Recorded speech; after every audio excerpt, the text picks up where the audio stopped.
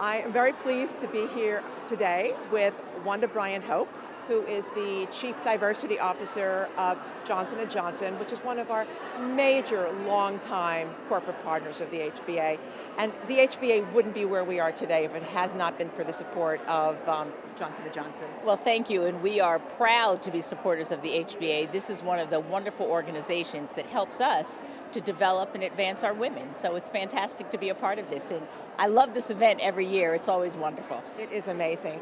So here's my question for you. I mean, I do a lot of reading on diversity. It's an important subject to me personally, and I know that J&J really has taken the lead in a lot of the addressing of issues of unintentional bias and also creating programs that support the development and rise of men and women throughout your organization. So can you talk a little bit about what Johnson & Johnson has done to make changes in that arena? Yes, well, absolutely, you're right. At Johnson & Johnson, you know, our credo is our guide, and diversity and inclusion is actually embedded in our credo. And so when we think about diversity and inclusion, we are well recognized as leaders in this space with things like being on the NAFE top list for female executives and being one of only 2 companies on the Working Mothers top list for all 30 years that list has been in existence. So we're really proud of those accomplishments and proud to be a leader in this space. But we're not satisfied.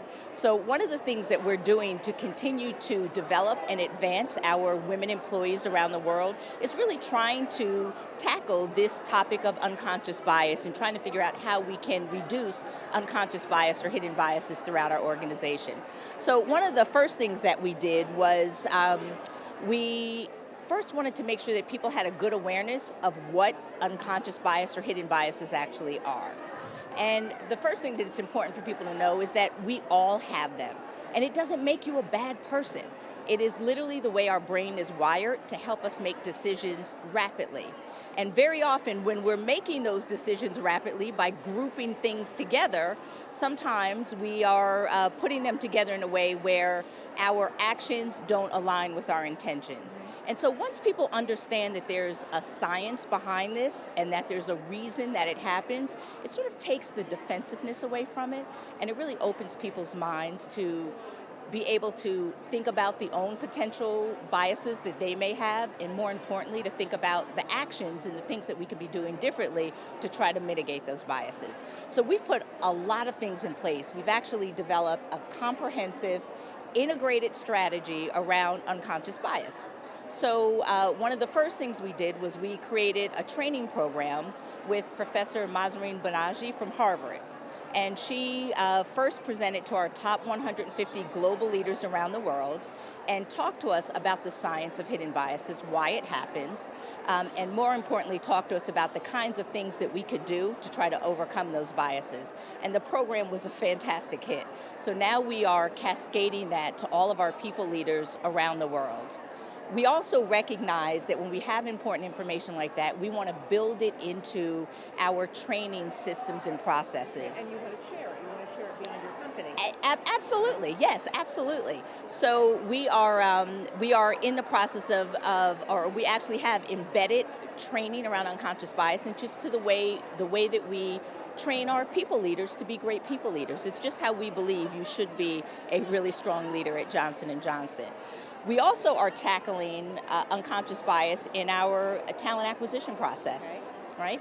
So we are looking at job descriptions and trying to figure out how to take out some of the phrases, the terms, the wording that typically are considered more masculine, where women may actually deselect themselves out of the process or not even apply for a position because they think that they won't have the skills or the competencies to do it.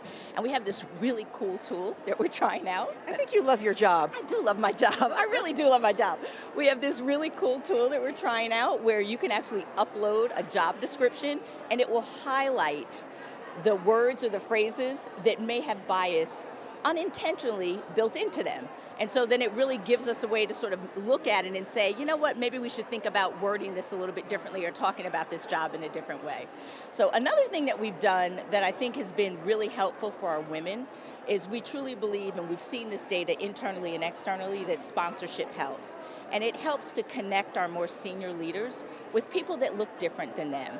And it has been a way that we have really been able to accelerate development and advancement of high potential women and millennial women, who also are often high potential women around the world. And so that's been another great thing that we've done. So those are some of the initiatives that we have going on. It's really trying to tackle unconscious bias and figuring out how we can continue to elevate our game and take it to the next level.